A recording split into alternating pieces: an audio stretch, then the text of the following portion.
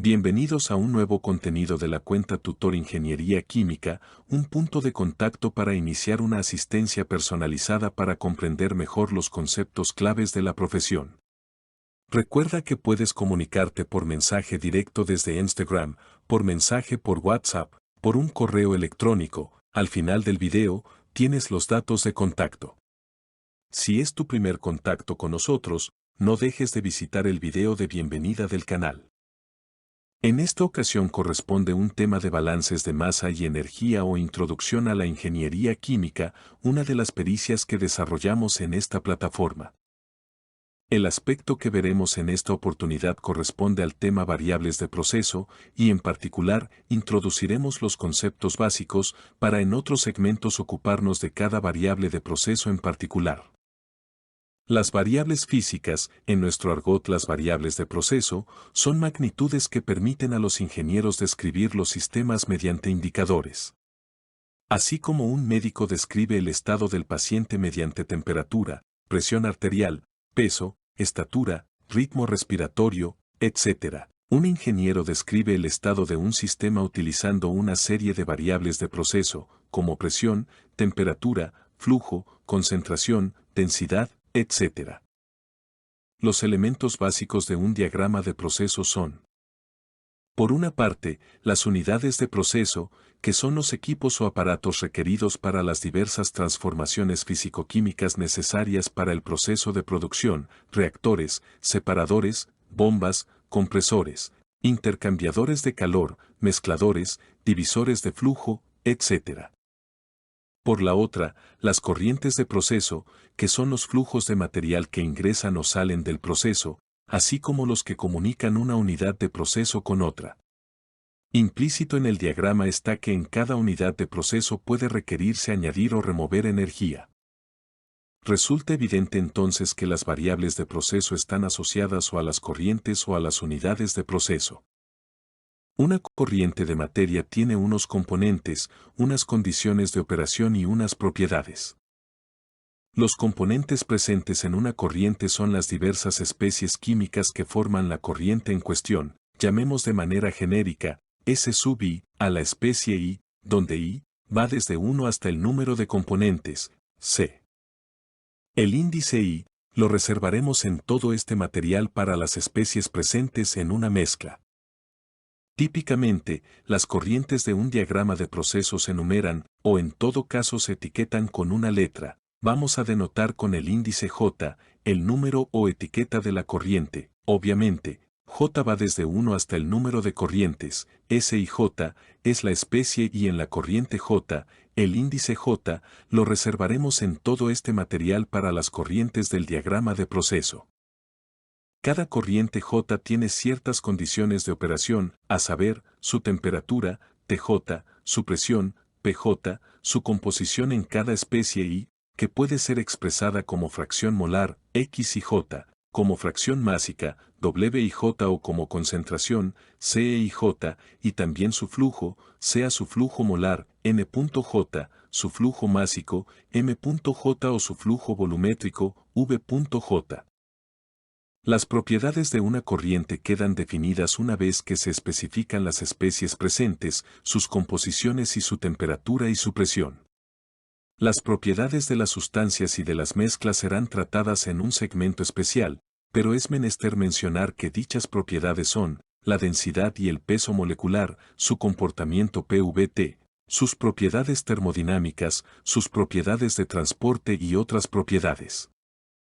La densidad se representa con la letra griega ρ, el volumen específico con V minúscula, el peso molecular con M mayúscula. El comportamiento PVT suele modelarse mediante ecuaciones de estado y la presión de vapor es la propiedad más relevante. Las propiedades termodinámicas más relevantes son la energía interna específica, U minúscula, la entalpía específica, H minúscula, y la entropía específica, S minúscula. Las propiedades de transporte son la viscosidad, μ, la conductividad térmica, K, y la difusividad másica, dAB.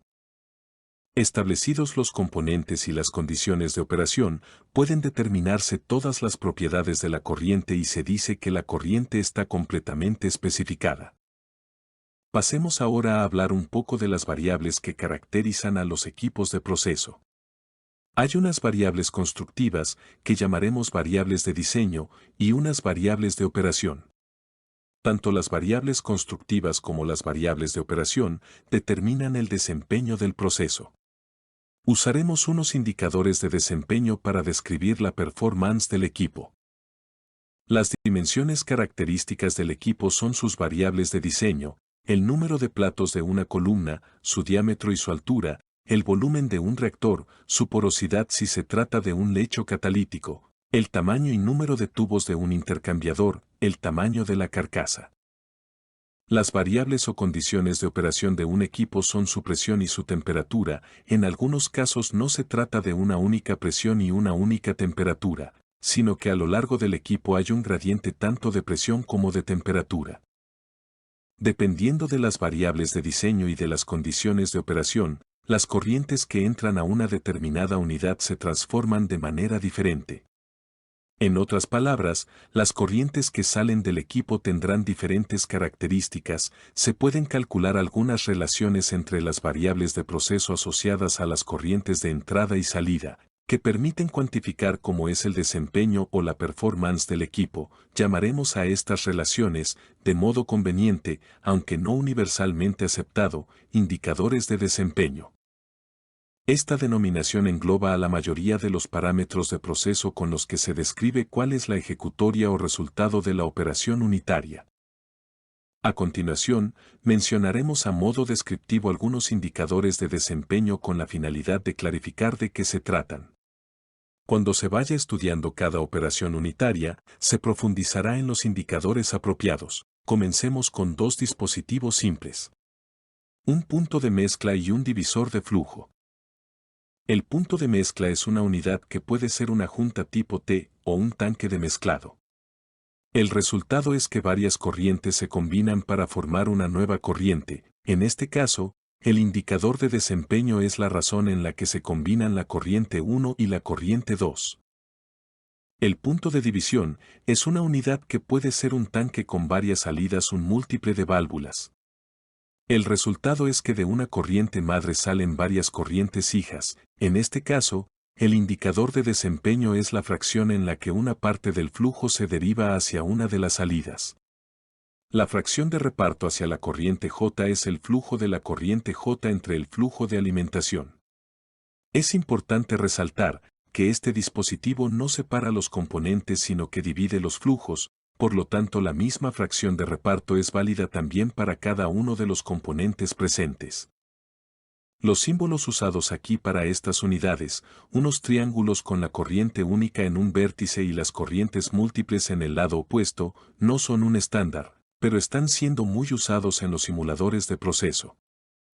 En el caso de los equipos de separación, el indicador de desempeño más frecuentemente usado es la recuperación de una determinada especie en una corriente específica. La recuperación del compuesto y en la corriente J se calcula como el cociente entre la cantidad de I que sale en la corriente J y la cantidad de I que entra al equipo. En los equipos de reacción se suelen utilizar dos tipos de indicadores. Los primeros asociados a relaciones entre corrientes o entre los flujos de dos sustancias en la misma corriente. Por ejemplo, se puede especificar la razón en que se alimentan las corrientes 1 y 2. O se puede indicar el exceso de reactivo, cuando uno de los reactivos es el reactivo limitante, como se verá en su momento, la razón en que se alimentan el reactivo B, en exceso, y el reactivo A, limitante, equivale al cociente entre los correspondientes coeficientes estequiométricos por 1 más la fracción de exceso de reactivo.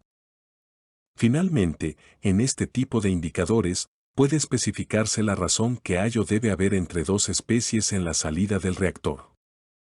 Pero sin duda, los indicadores de desempeño más frecuentes en los equipos de reacción están vinculados a la indicación de cuánto se consume de reactivo y cómo se consume ese reactivo en el caso que hayan reacciones múltiples. La conversión del reactivo A está definida como lo que se consume de A entre lo que se alimenta de A.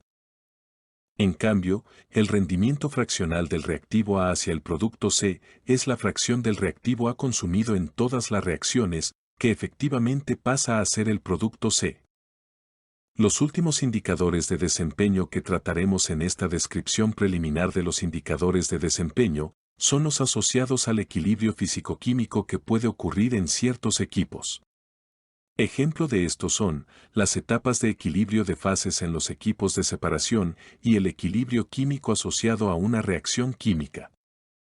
Veamos el equilibrio de fases. A la salida de una etapa de equilibrio de fases, las composiciones en ambas fases están relacionadas por la termodinámica, es decir, el cociente entre las composiciones en ambas fases es la constante de equilibrio de fases, que depende de las condiciones de operación. Por otra parte, en los reactores, si hay tiempo suficiente para alcanzar el equilibrio químico, el producto de las composiciones de los productos cada una elevada a su coeficiente estequiométrico, dividida entre el producto de las composiciones de los reactivos cada una elevada a su coeficiente estequiométrico, es la constante de equilibrio químico. Al estudiar la definición de los coeficientes estequiométricos, se establecerá una convención de signos que permitirá escribir esta definición como la productoria mostrada. No es la intención en este segmento que se entienda en detalle cada uno de los indicadores de desempeño, porque tanto esos como algunos otros se irán usando en la resolución de problemas, pues estos indicadores están típicamente involucrados en las especificaciones o restricciones de los equipos.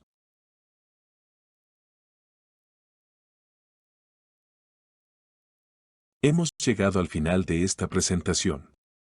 Esperamos coincidir pronto en otro segmento de balances de masa y energía o introducción a la ingeniería química en tu canal Tutor Ingeniería Química. Muchas gracias por haberte conectado y si te ha gustado, no dudes en darle me gusta y suscribirte.